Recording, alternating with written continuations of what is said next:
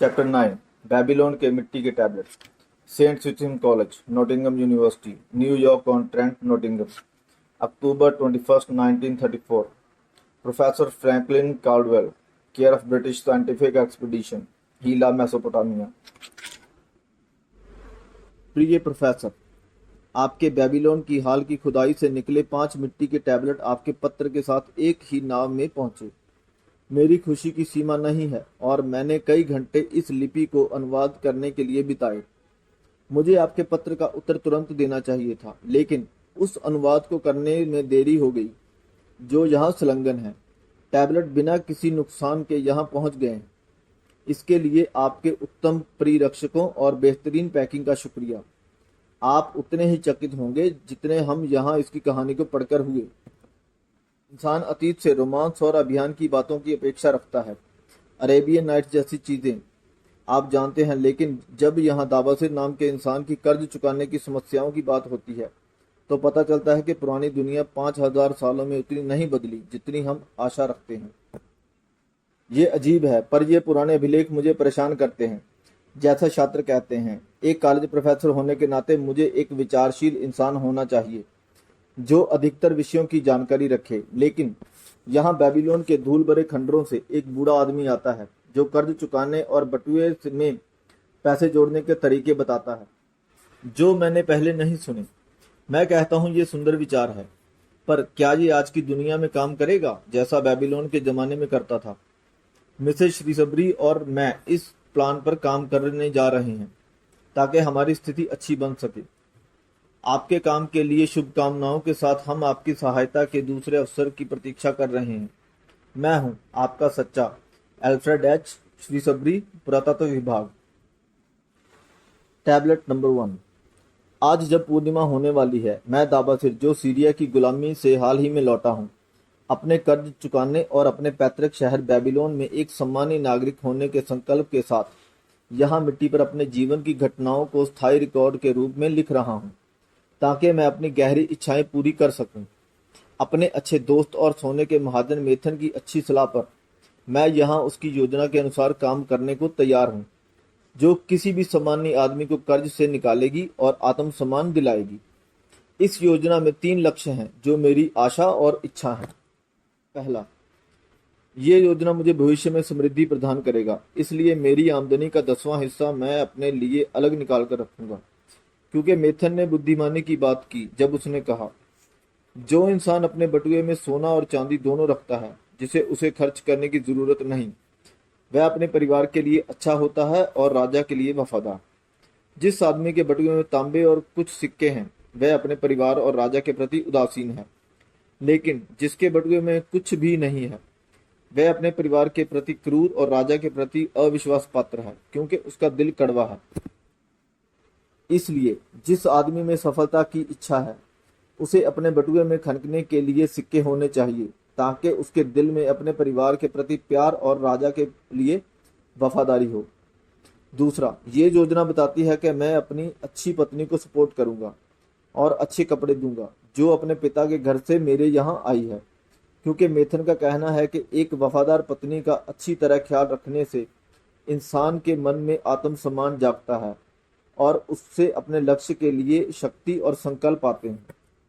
इसलिए मेरी आमदनी का 70% हिस्सा घर, कपड़े, भोजन, थोड़ा अतिरिक्त खर्च के लिए रहेगा, जिससे जीवन में सुख और आनंद मिलता रहे। लेकिन उसे ध्यान रखना होगा कि वह 70% से ज्यादा हिस्सा इन योग्य कामों पर खर्च ना करे।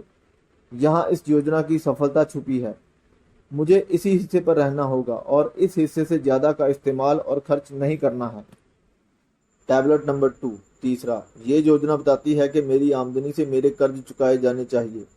इसलिए हर पूर्णिमा का दिन मेरी आमदनी का 20% उन लोगों में इज्जत और न्याय से बंटना चाहिए जिन्होंने मुझ पर विश्वास किया और मुझे कर्ज दिया। इस तरह सही समय में मेरे सारे कर्ज खत्म हो जाएंगे। इसलिए यहाँ मैं हर उस इंसान का नाम लिख देता हूँ जिससे मैंने कर्ज लिया है और कर्ज की रकम क्या है। फारूक बुनकर, 2 चांदी 6 तांबा। सिंजर काउच बनाने वाला, 1 चांदी। अहमर, मेरा दोस्त, 3 चांदी 1 तांबा। जानकर, मेरा दोस्त, 4 चांदी 7 तांबा। अक्समीर मेरा दोस्त 1 चांदी 3 तांबा। हरिन सीर आभूषण निर्माता 6 चांदी 2 तांबा। डायरेक्ट बेकर मेरे पिता के दोस्त 4 चांदी 1 तांबा। अलकहद मकान मालिक 14 चांदी। मेथन सोना महाजन 9 चांदी। बेरेजिक किसान 1 चांदी 7 तांबा। Tablet number 3। उन कर्जदाताओं का मुझ पर 119 चांदी और 141 तांबे के सिक्कों का कर्ज है।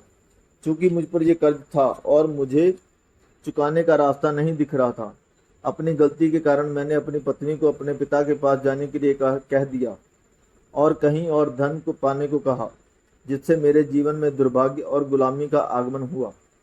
अब चूंकि मिथुन मुझे बता रहा है कि मैं अपनी आमदनी से कैसे कर्ज को छोटी मात्रा में चुका सकता हूँ, मैं महसूस करता हूँ कि फिजूल खर्ची के परिणामों से भागना मेरी कितनी बड़ी गलती थी। इसलिए मैं अपने कर्जदाताओं के पास गया हूँ और मैंने उन्हें बताया है कि मेरे पास मेरी आमदनी के अलावा कर्ज चुकाने का कोई उपाय नहीं है और इसलिए मैं अपनी आमदनी का 20% ईमानदारी से अपना कर्ज चुकाने में लगाना चाहता हूँ। मैं इससे ज्यादा अभी नहीं दे सकता, इसलिए अगर वह धैर्य रखे तो मैं समय पर सारे कर्ज चुका पाऊंगा। अहमद, जिसे मैं सबसे अच्छा दोस्त समझता था, उसने मुझे डांटा और मुझे शर्मिंदा किया। बिरेजिक, जो किसान है, उसने मुझसे याचना की कि मैं उसका कर्ज सबसे पहले चुकाऊं, क्योंकि उसे मदद की सबसे सख्त जरूरत थी। मकान मालिक अलखद बदतमीजी से पेश आया और उसने कहा कि वह मुझे तंग करता रहेगा जब तक मैं उसका कर्ज ना चुका दूं। बाकी सभी ने मेरी मांग स्वीकार कर ली, इसलिए मेरा संकल्प और मजबूत हुआ और मैं जान गया हूं कि मैं लोगों का कर्ज चुका पाऊंगा। हालांकि मैं कुछ लोगों की मांगे नहीं पूरी कर सकता, पर मैं सबसे निष्पक्षता से पेश आऊंगा। Tablet number 4। आज फिर पूर्णिमा है। मैंने मुक्त दिमाग से काम किया है। मेरी अच्छी पत्नी ने मेरे कर्जदाताओं को भुगतान करने की नीयत का स्वागत किया है। अपने संकल्प के कारण मैंने काफी कमाया। नेपटूर के लिए अच्छे पैरों और सेहत वाले ऊंट खरीदे, जिनकी कीमत चांदी के 19 सिक्के थे। इसे मैंने अपनी योजना के हिसाब से बांटा है। इसका 10वां हिस्सा मैंने अपने लिए रखा है। 70% मैंने अपने पत्नी को घर चलाने के लिए दिए हैं। 20% को मैंने अपने कर्जदाताओं के बीच तांबे के रूप में विभाजित कर दिया। मैंने अहमर को नहीं देखा, लेकिन इसे उसकी पत्नी के पास छोड़ दिया। बिरेजित इतना खुश था कि वह मेरा हाथ चूम लेता। केवल बूढ़ा अलकहद गुस्से में था। उसने मुझे जल्दी भुगतान करने के लिए कहा। इस पर मैंने कहा कि अगर मुझे अच्छा भोजन मिला और मैं चिंता मुक्त रहा तो मैं जल्दी भुगतान कर पाऊंगा। बाकी सभी ने मुझे धन्यवाद दिया और मेरी कोशिश की प्रशंसा की। इसलिए अमावस के अंत में मेरा कर्ज चांदी के 4 सिक्कों तक कम हो गया और मेरे पास चांदी के 2 सिक्के हैं, जिस पर किसी और इंसान का अधिकार नहीं है। मेरा दिल पहले से काफी हल्का हो गया है। फिर से चांद पूरा चमक रहा है। मैंने काफी श्रम किया है, पर कम सफलता मिली है। मैं कुछ ही ऊँट खरीद पाया हूँ। मैं चांदी के सिर्फ 11 सिक्के कमा पाया हूँ, लेकिन मैं और मेरी पत्नी अपनी योजना पर टिके हुए हैं। हालांकि हमने नए कपड़े नहीं खरीदे और हम बहुत थोड़ा खाते हैं। फिर से मैंने खुद को 11 सिक्कों का 10वां हिस्सा दिया और हम 70% हिस्से पर रहे। मुझे आश्चर्य हुआ जब अहमद ने मेरा छोटा भुगतान स्वीकार किया। बिरेजिक ने भी स्वीकार किया। अलखद गुस्से में आ गया, पर जब मैंने उसका हिस्सा लौटाने को कहा वह शांत हो गया। बाकी सारे पहले की तरह संतुष्ट थे। फिर से चांद चमकता है और मुझे बड़ी खुशी है। मैंने ऊँटों का एक अच्छा झुंड देखा और कई अच्छों को खरीदा। इसलिए मेरी कमाई चांदी के 42 सिक्कों में बदल गई। इस बार मैं और मेरी पत्नी ने काफी जरूरी कपड़े और जूते खरीदे। हमने गोश्त का भी आनंद लिया। हमने अपने कर्जदाताओं को चांदी के 8 सिक्के दे दिए। अलखद ने भी सवाल नहीं उठाया। ये अच्छी योजना है, जिसने हमें कर्ज से निकाला और वह संपत्ति दी जो हमारी थी। इस मिट्टी पर अंतिम बार जब लिखा था, तब से 3 पूर्णिमाएं गुजर चुकी हैं। हर बार मैंने खुद को कमाई का 10वां हिस्सा दिया है। हर बार मेरी अच्छी पत्नी और मैं 70% पर रहे हैं, भले ही समय कितना भी कठिन रहा हो। हर बार मैंने अपने कर्जदाताओं को 20% दिया है। मेरे बटुए में अब चांदी के 21 सिक्के हैं जो मेरे हैं। अब मैं सिर उठाकर चल सकता हूँ और दोस्तों के बीच गर्व से रहता हूँ। मेरी पत्नी ने अच्छे से घर संभाला और वह अच्छे से रह रही है। हम साथ साथ खुश हैं ये योजना अमूल्य है। क्या इसने एक गुलाम को एक माननीय नागरिक नहीं बना दिया? Tablet number 5। फिर से पूर्णिमा आ गई और मुझे याद है कि मिट्टी पर लिखे लंबा समय बीत गया। सच में 12 महीने आए और चले गए, लेकिन इस दिन मैं अपना रिकॉर्ड अनदेखा नहीं करूंगा, क्योंकि इसी दिन मैंने अंतिम कर्ज चुकाया था। इसी दिन मेरी अच्छी पत्नी और मेरा कृतज्ञ जमीर एक अच्छे भोज के साथ उसका जश्न मना रहा है जिसे हमारे संकल्प ने पाया है। कर्जदारों के पास अंतिम यात्रा के बाद कई चीजें हुई जिन्हें मैं लंबे समय तक याद रखूंगा। अहमर ने अपने कट शब्दों के लिए मुझसे माफी मांगी और कहा वह मुझसे दोस्ती चाहता है। बूढ़ा अलकद उतना भी बुरा नहीं है, क्योंकि उसने कहा तुम एक समय नरम मिट्टी के टुकड़े थे जिसे कोई भी हाथ दबा सकता था और मोड़ सकता था, लेकिन अब तुम कांसे के टुकड़े हो जो चीजें संभाल सकता है।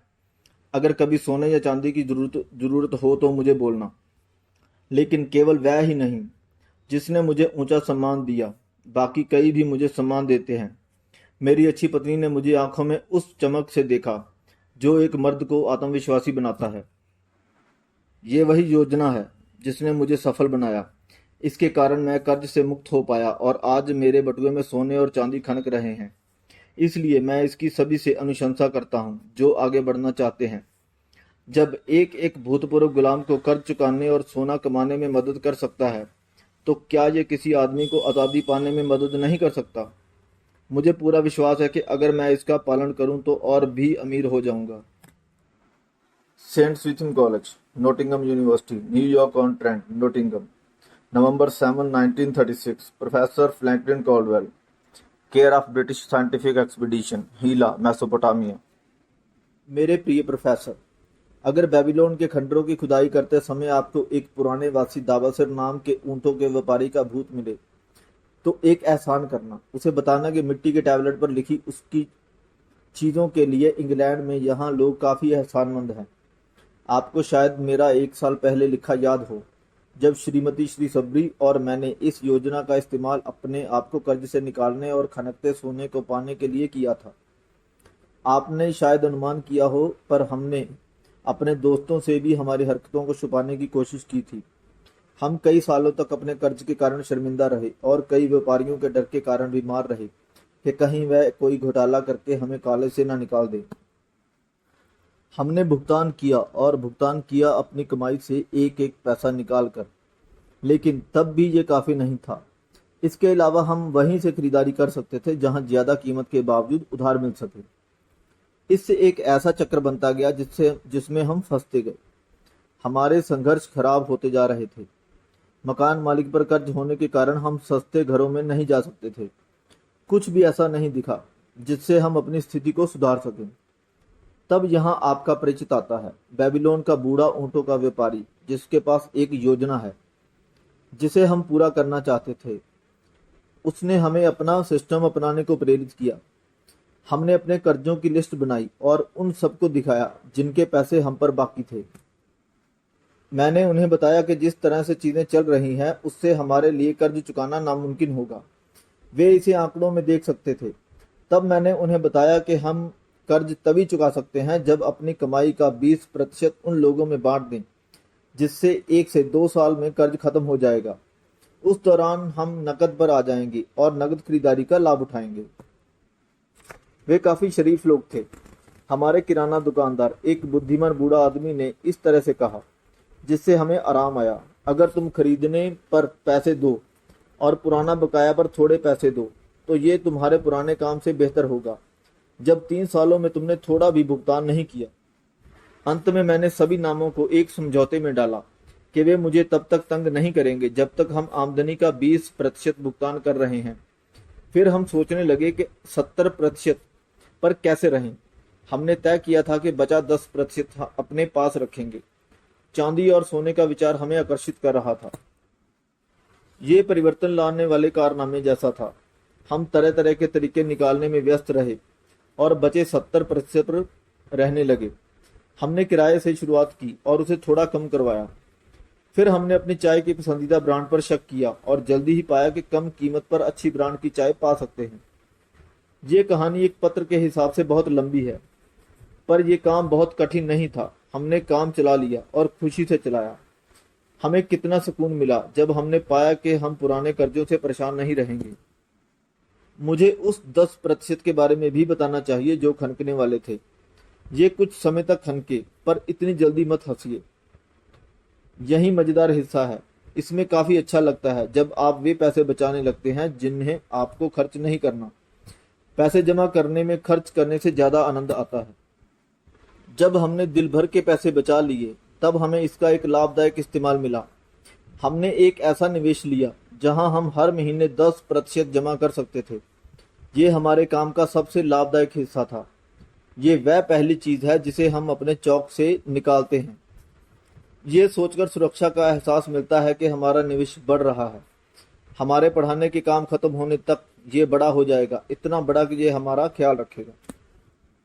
ये सभी मेरे पुराने चौक से हैं। विश्वास करना मुश्किल है पर सही है।